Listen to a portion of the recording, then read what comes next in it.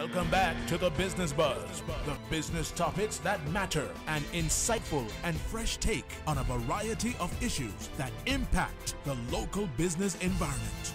Cayman's Business Buzz. Good morning and welcome back to Radio Cayman's Business Buzz as we continue in the second segment right here on Radio Cayman. I am joined on this show by Ms. April Cummings of Cayman Life TV and Coldwell Banker as we learn more about Cayman Spaces, and we'll also touch a little bit even on real estate Cayman Islands. It's a pleasure. It's weird to be on the other side. It is. And for those of you that are in the interest of full disclosure, I am also the news director at Radio Can, which I absolutely love. Mm-hmm. But it turns out I absolutely love a lot of things and love to keep busy learning and growing and doing all kinds of fun things. And I'm learning that just off mic. So, April, without further ado, what is Cayman Spaces and what is the primary, focus of the company? I was afraid you'd ask me the word focus, but in reality, when I spent a number of years in the U.S., I am Caymanian, I grew up here, but I did a lot of my professional broadcast media work in the U.S. Uh-huh. I consider it the longest college education in history because I was there for maybe 12 years. But I always had an interest in video production, new technology, and I really loved homes and properties. Okay. So hard news traditionally is not the place where you're going to spend a whole bunch of time talking about the real estate industry and homes, but I did find myself often gravitating toward covering those sorts of issues, both up there but also when I came home. Right. It's such an interesting industry to watch the trends in. I also have a particular interest in seeing what kinds of properties are developed, who buys them, who sells them. So I've always had an interest in it, and I, to be honest, subconsciously was probably looking for a way all along to sort of merge the skills and the talents together. But I couldn't quite figure out how to do that until pretty recently, in fact. Well, congratulations for your finding your way. Yeah, so Cayman Spaces, I would say, is kind of an umbrella for me. Okay. It was started as a multimedia marketing production company. And one of the goals was to do things like showcase properties and developments with video. But we have so many more tools today that that's kind of expanded. So elaborate more on the main services that are being offered through Cayman Spaces. So as you know, I'm also a sales agent at Coldwell Banker, Cayman Islands Realty. And it's kind of a collaboration. Okay. So in one respect, I'm a traditional, agent. I list properties, I market them, promote them, I connect buyers, do showings, walkthroughs, the whole spiel. But from the Cayman Spaces side of things, the emphasis is more really on creative marketing options. Now, I have learned that the best component of marketing is not technology and tools. But the nerd in me is like, really? It's actually about people and connections and relationships. Right. So I think we have to put that up front, that actually turned out to be the most important component. But in terms of actual services, we do things like we will take stills and video of your property, do video walkthroughs, really try to showcase it in the best fashion possible, advise people on how to improve. And stage. Yeah. And by the way, don't look at my house because all of the energy has gone into everyone else's and not my own. I'm still looking at my own blank yard going, But I think utilizing video is a great way to showcase the features of a home and help people kind of envision what it might be like for them. Right. And I don't want to let the cat out of the bag, but we've just acquired some new equipment that I think is going to make for some really nice, kind of a fresh way of doing these videos, which soon to come. I have a website. I actually have now merged them to kind of all point in one direction. Right. Cayman Life TV, as I originally called it, was sort of a passion project, labor of love for me. It's a community access channel. We don't really sell traditional advertising. I'm sure we could, but that's never been the point. Right. It's really just been a home for content. And in our collaboration with Coldwell Banker, what we started to do is to promote property listings on there as well. Okay. So you'll see everything from a kids concert to a speech from a politician to Classroom of the Month, which we'll mention in a bit, and properties for sale and information snippets and bits. So essentially, we've just tried to kind of bring everything together. One of my favorite tools has been live streaming. And I haven't used it quite yet in real estate, but that is coming because we have some ideas for utilizing sort of that one-to-many approach just to make it easier for people to get an idea of what a place looks and feels like. Based on popular demand, what types of productions are you seeing clients requesting most? I think that most people start out looking for what I would say is almost a commercial. Okay. And I often discourage that, and people say, well, why would you do that? And I said, well, think of it this way. It's more interesting to hear a story than it is to hear an ad. So whether the story is the story of the home that's for sale, whether it's the story of what makes your business unique, what makes your community unique, that is where I kind of encourage people to go. Okay. And not everyone, we're not a good fit for everyone because of that. If you want a traditional ad, there are some great people in this market, and I will send you straight to them. But I have learned that it's better for me to focus, and us, I should say, to focus on doing the kind of work we are best at. Right. And truly that is telling stories. And definitely you do it well. I've seen some of those videos. So let's talk about the latest when it comes to showing properties through videos. How are businesses in Cayman embracing it? Because it's fairly new to the market. It's like you're getting these virtual tours. I think that one of the challenges of Cayman's sort of real estate industry is that you do have these amazing, experienced, old school folks who have all the knowledge. They do not need the virtual tour.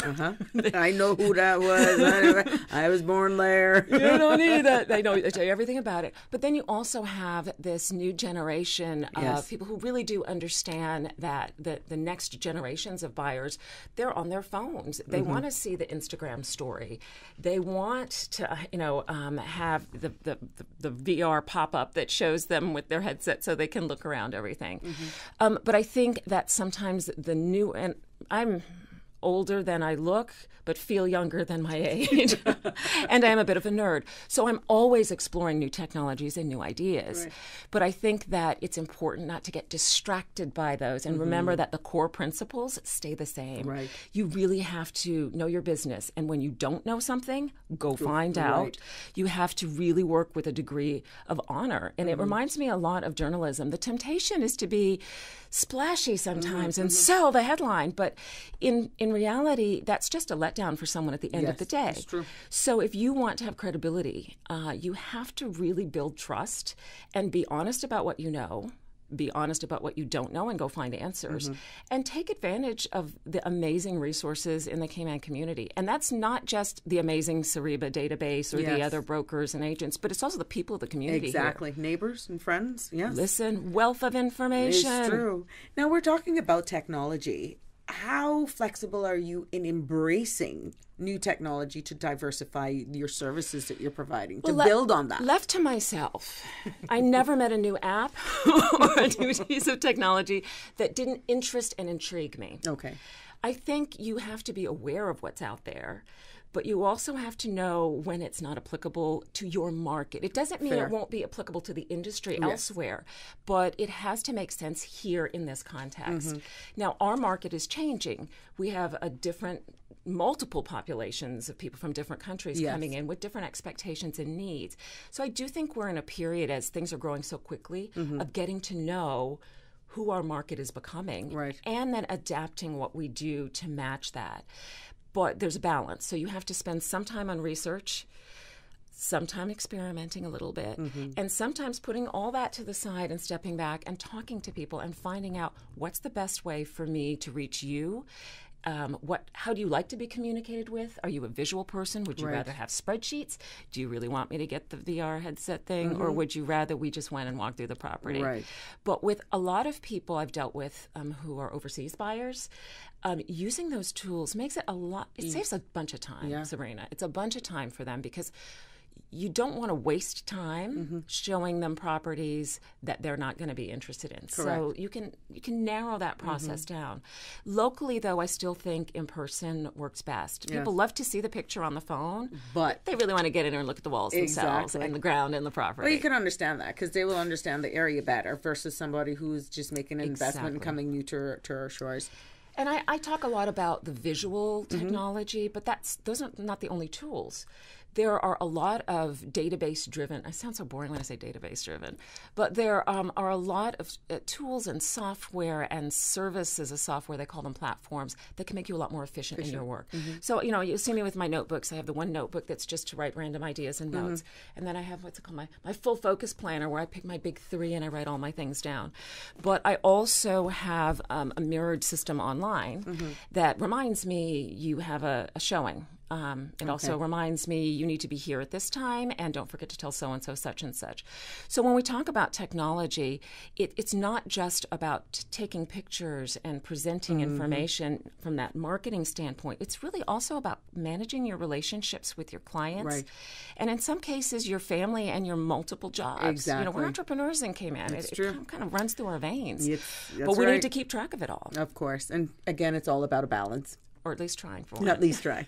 You're in tune to Radio Cayman's Business Buzz as we put the spotlight and focus more and hear more from Cayman Spaces. I'm speaking with Miss April Cummings of Cayman Life TV and also Sales Associate of Coldwell Banker.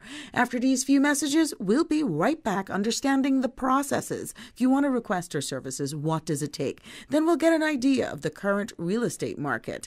Even hear a little bit about Sabrina. Keep it locked to the Business Buzz for more after these few messages. Welcome back to the Business Buzz, the business topics that matter, an insightful and fresh take on a variety of issues that impact the local business environment. Business Buzz. Welcome back to the Business Buzz as we continue with the second segment of today's show. I'm pleased to have joining me in studio on the other side of the mics, Ms. April Cummings of Cayman Life TV and Coldwell Banker, telling us more and we're understanding about the trends of real estate and hearing more of what services is being provided through Cayman Life TV. Now, when clients are requesting your services, hearing about all the videos and all the great things, if you're about to list a property, what is the process like to get started? So it depends on which side you're approaching from. If you are a seller and you want me to list your property, it really starts with a conversation. I do a little bit of work once I know what the property is. So I do a bit of due diligence on my own, just to really get an understanding of the property, the neighborhood, any history around it. I'm still going to ask you the very same questions, but I feel a little bit more prepared when I kind of come into the conversation with a sense of what it is that we're talking about, maybe looking at prior values in and around. But every property really is unique. Yeah. And that is actually one of the hardest bits. So back in the old days, I'm pretty sure I didn't think real estate agents worked that hard. I'm really sorry. I take that back. Take it back. Take it back. Because you really do have to spend some time especially when you're doing comparisons, you want to find something as close to that property as possible, particularly if the person is going to get a mortgage. Yes. And this is where there's a bit of, I would call it a discrepancy of sorts in the market. So we have to have this conversation. But when the buyers come along, if the property is priced too high for them to be able to get enough of a mortgage or to cover it, then you may have priced it too high. Right. At least for that target audience or target market. So the pricing is really important, and the valuations that the banks hire people to do are often, usually, always connected to the last sales of similar properties. So you need to really have a sense of what that is so that you're realistic. Right. I'm not saying that you may not choose to list your property at a higher price than that. You sure can, but you have to be aware that A, it's going to take longer to sell. Exactly. You know, the best priced property sells pretty quickly. It just does. And when you look at it, even those who are on the purchasing side, you need to know what you qualify for, unless you're coming in for outright cash sale or a cash purchase. You can't go looking at $1 million house if you're only going to qualify for $300,000. It's not making sense. And I think you need to be prepared in a way that I wasn't when I was a first-time buyer. You need to be prepared to have more cash on hand than you're thinking. Yes. Closing costs, stamp duty, and even just fixer-uppers. It's just little things you didn't think of. The deposit for the utilities. There are all kinds of little things that happen in the beginning. Yeah. So, you know, if you come to me as a listing agent, yes, there's a whole process that we go through. I've got about 14 checklists that I've developed over time just to keep us on track and make sure that we're covering all the things that need to be covered. but you, the seller, needs to be aware of what your motivations are too. Okay. So if you want to sell quickly, you react a certain way. You price at a certain point. There's just certain things you do. If you don't mind waiting a longer period of time, then you can price it differently. But you always have to be aware that ultimately it's about what the customers, the potential buyers, what they'll pay and what they can afford to pay. What is the current real estate landscape here right now in the Cayman Islands? It seems to be a big thing. I don't want to be quoted as saying, wow, it's nuts. No, but it kind of is. There is a lot going on. There are, and I think I wrote the number down, there's something like 1,500 properties listed in just Sariba, period. There are over 200 agents just in Sariba. That's a lot of people in a market this size. And there are a lot of properties sort of in development at the moment. So we had a big gap. We had some high-end stuff, and then we had some kind of low-end stuff. But for the influx of people who are coming in, there really wasn't anything in that sort of middle range, and particularly close to private schools in town and the 7 Mile Beach corridor. So we've seen quite a bit of construction, and we're seeing those projects. Trying to meet the middle market. Trying to meet that. And I would say maybe middle to upper. It's not really upper, but it's, they're not all $150,000 places. And instead of that traditional 2-bedroom, 2-bathroom, we're seeing studios and 1-bedroom, 1-bathrooms. So those are being built right now. So the rental market, I mean, if you've got a great rent, you really need to hang on to it. But I think we're going to see some shifting in that. I think the rents will go down some. Okay. Because right now it's ridiculous. It's hard. It's hard. It's expensive. And if you have pets or children, it's really difficult. Yes. But not impossible. And so I think if you have an understanding, and I've sort of jumped ahead a bit to the idea of there are people who tend to, they're investing in real estate as opposed to purchasing their own home. Okay. You think you're going to get rich quick, or I'm going to Airbnb the heck out of this thing. Yes. And I think that's only true if you are paying close attention to what the market gaps are and needs. So building a multi-unit complex, but that won't have pets or kids. That's great for that segment, but who is going to serve the others? Yes. And I think that's where the clever investor will find the right niche to fill. Not all of us, though, are meant to invest in property. Some of us are meant to buy homes. Right. You're quite right. Share some background details on Coldwell Banker Cayman Islands Realty. So J.C. Calhoun is the founding broker who I've known most of my life. He's been a great friend of our families. And I have to say that there are some great companies in this market. And I love them all. Well, at least all the ones I do love. But there's something about experience that really helps. So I love innovation and creativity and using new techniques to market. But being able to balance that with a company that has, 3-4 decades now of experience and has watched Cayman from the very beginning when its first booms were happening and seeing the ups and downs and the seasons of the market. I think that is one of the biggest values that Coldwell Banker brings to the table. And they do pride themselves on being straight up. Right. And we don't always like straight up. Sometimes it's a little tough hurts, to hear. but it's the truth. But I have never felt that I was being, long before my association with them, felt that I was being guided in the incorrect direction. Correct. They were straightforward with me. They told me things like they are. And that's what I like about them today. If you are selling a home and I come in with this brilliant idea that this makes the most sense, they'll look at me and say, that doesn't make any sense. Okay. And then I'll have to talk it through. And then sometimes I'm right, but usually they are.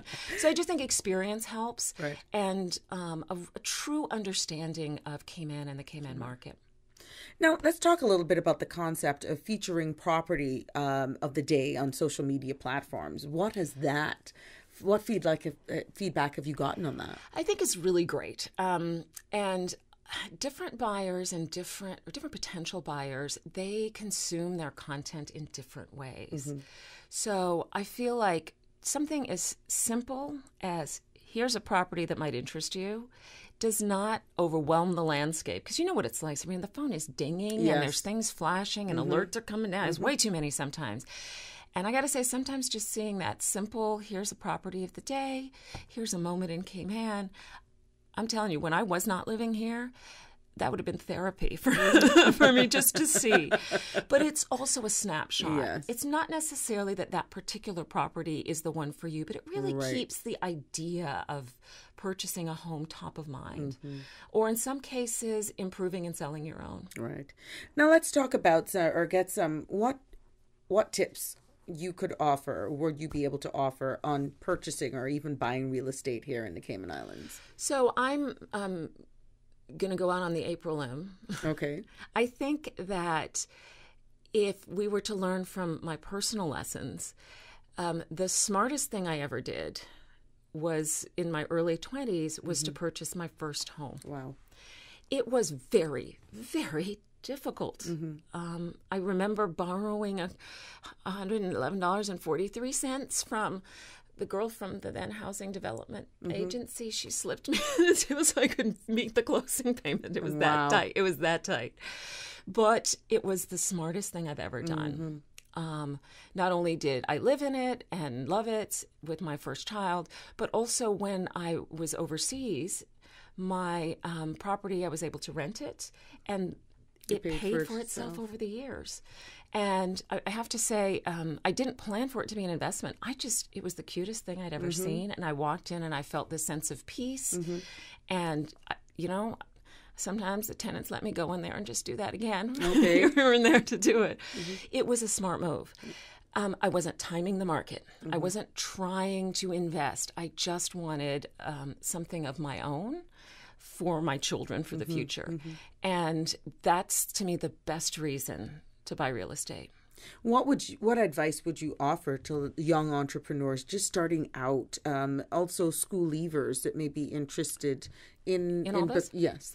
Okay, well, I would say what I should have done and what I have seen since is, particularly if you're kind of the artistic personality or the creative type, you sometimes don't sit down and do the practical work with the numbers because they're just not as beautiful as painting or shooting video or storytelling. But in truth, it's important to have that grounded. It's important to say, here's where I really am today, and here's where I'd like to be in the future.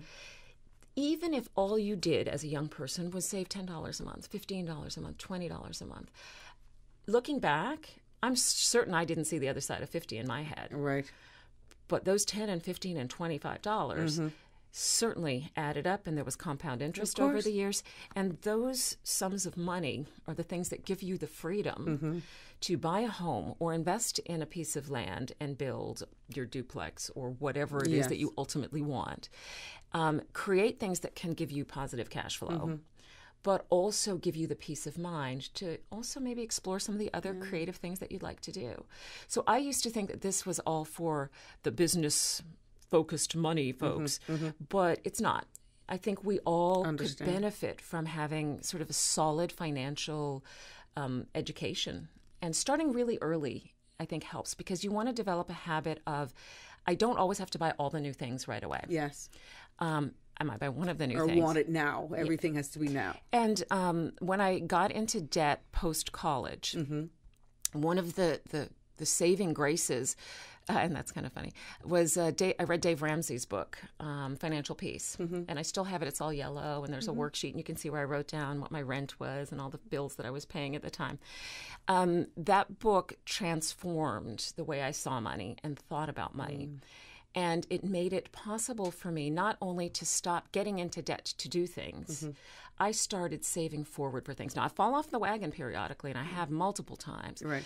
But I get back on because it is better to have access to resources to benefit your family's future than it is to buy that sunglasses that I really, really liked. Well, it's all, again, subduing the ego and just looking and being practical. But there's another thing of not only understanding money, but understanding how, don't put your hat higher than you can reach. And that's something that I think we just look at. And we need to now, with hearing about foreclosures, understanding what's my numbers. Go and speak with the loans officer before going and looking at property and getting attached. And can you afford it? And I think even take it a step deeper, because sometimes when I'm in the market for something, I want to see the rosiest picture of those numbers possible. Yes. And so sometimes you have to put yourself almost the other side, because instead of you having $3,000, maybe it's better if you hung around until you had $6,000. Yes. Now, we will always sometimes wish we acted faster on something, but in truth, it likely wasn't the right time. Or it wasn't for you. Yeah. And I love my 7-mile beach condo that I don't have. They're lovely and they're beautiful, but they are beyond What my you reach, can reach. And actually what's reasonable for my family and my circumstances. And I'm okay with that. I think it's investing in property is really about buying stuff you love that will benefit you and your family. Long term. It's an investment in the long game, not just the short one. I'm quite sure some people out there who are in the middle of things will say, investment, this is no liability, because I'm having a hard time keeping up with upkeep, life insurance, home insurance, and fighting the banks with capitalized interest on top of making the monthly payments. I felt it. But then I looked back and I had somehow paid off an entire mortgage. Time changes perspective. And I did make sacrifices. And looking back, I probably could have made a few more. Yeah. But I think the biggest thing is to get a good sense of where you are. If you want something, that's great. But make sure that it's something that will fit within your means. And I think if you overextend yourself, there is a price to be paid for that. It may not be foreclosure, but it may mean working longer and harder and giving up other things. And scale back on going out for dinner in certain events. The brunches. Definitely. You're in tune to Radio Cayman's Business Buzz as we put the spotlight and hear more from Miss April Cummings of Cayman Life TV and Coldwell Banker, hearing more about Cayman Spaces. We'll take a little break, and when we come back, we'll get her feedback on what her thoughts are for future real estate and understanding. If you're out there and want to kind of know what it's like and how do you choose the right agent, are there some pitfalls in doing it, or you may have it wrong? Be the right agent, yeah, you just don't know. You don't want to step on anybody's toes here. You got to keep it locked for the remedy when we come back. Welcome back to the Business Buzz, the business topics that matter, an insightful and fresh take on a variety of issues that impact the local business environment. Cayman's Business Buzz. Welcome back to the Business Buzz, keeping the spotlight on Cayman Spaces with Miss April Cummings of Cayman Life TV and Coldwell Banker. Now, what are your thoughts on future of real estate here?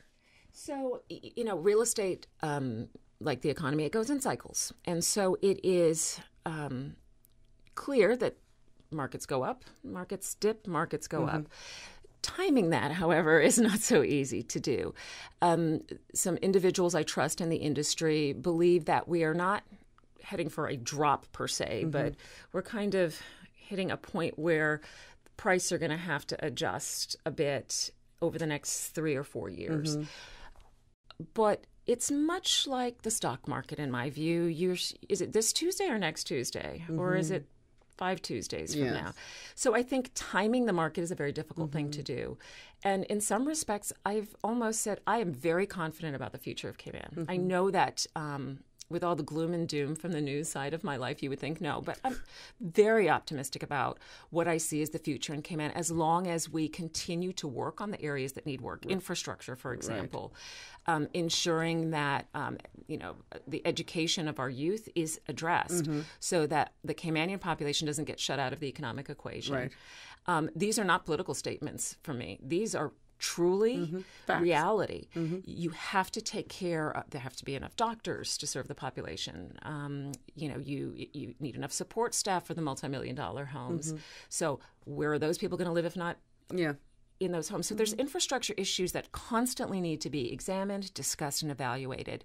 I think incoming Chamber President Woody Foster said unbridled growth. And I think he raises a valid point. You don't want unbridled growth, but you don't want to curb it too much. Exactly. So I think it involves constant examination of what's going on. And I think there's always going to be an area, when the markets are going down, for example, that's the time to save cash and start to buy things, It's just how it works. So I just think that we if you want property and you can afford property, you should buy property.